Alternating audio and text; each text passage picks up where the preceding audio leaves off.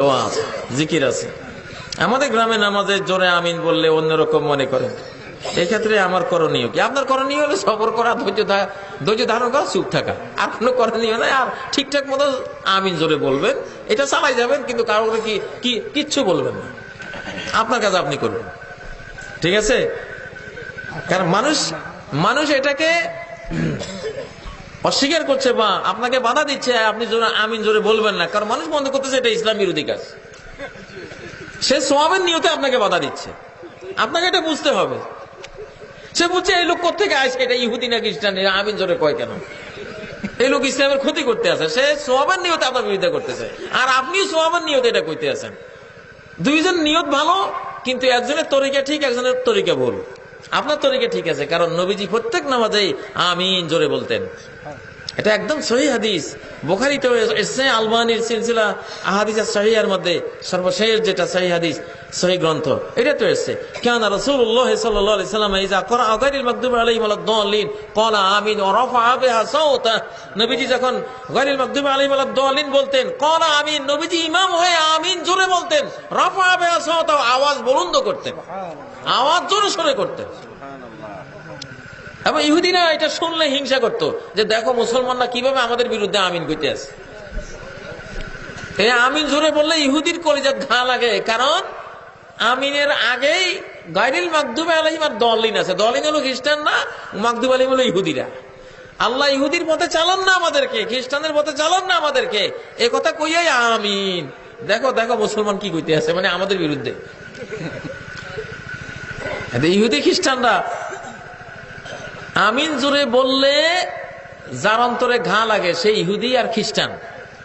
ইহুদি খ্রিস্টানের মনে ঘা লাগে আমিন জোরে বললে। এখন কোন মুসলমানের যদি ঘা লাগে, তার মধ্যে ইহুদি আর খ্রিস্টানদের একটা কণা হইলেও আছে, অবশ্যই। কারণ আমিন জোরে বললে ঘা লাগবে অবশ্যই ইহুদির অন্তরে, অবশ্যই খ্রিস্টানের অন্তরে। কারণ মাগদুব আলাইহিম হলো এবং আর দলিন হলো, তারা দুই গ্রুপ, ওই দুই গ্রুপের পথে চালান না, আনাম তালাইমের পথে চালান, নবী সিদ্দিক শহীদ সালেহিনদের পথে চালান।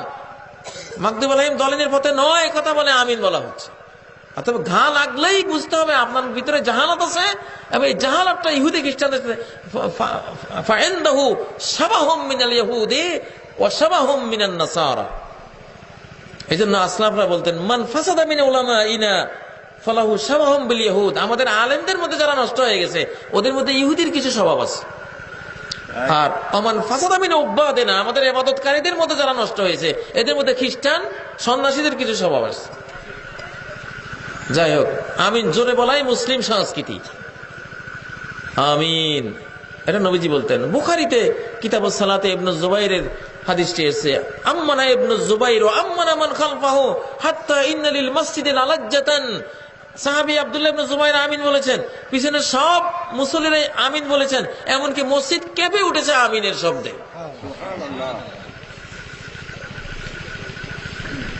মুসলমানের আমিনকে ইহুদিরা ডরায়, আর কে ডরায়? খ্রিস্টানরা ডরায়, যে এই আমিন যদি কবুল হইয়া যায় তা আমাদের সর্বনাশ। ঠিক কিনা? এটা তো ইহুদি খ্রিস্টানদেরকে প্রভাবিত করার একটা বিরাট আমাদের হাতিয়ার। অতএব আমিন জোরে এই কালচারটা চালু হোক। আপনি গালিগালাজ শুনেও আপনি পাগলের চিকিৎসা যে করতে যায়, তারা কিছু কিল ঘুষি খাওয়াই লাগে, এটা সমস্যা নাই, আপনি সবর করবেন ইনশাআল্লাহ, এক সময় আপনি বিজয়ী হবেন। হ্যাঁ, এটাই সহিহ হাদিস। হানাফি উলামারাও বলেছেন, আল জাহরু বিত-তামিন আসাহহু সানাদান, যে আমিন জোরে বলাটার হাদিসগুলি হলো বেশি সহিহ, বেশি স্ট্রং হাদিস। এটা হানাফি উলামারাও স্বীকার করেছে।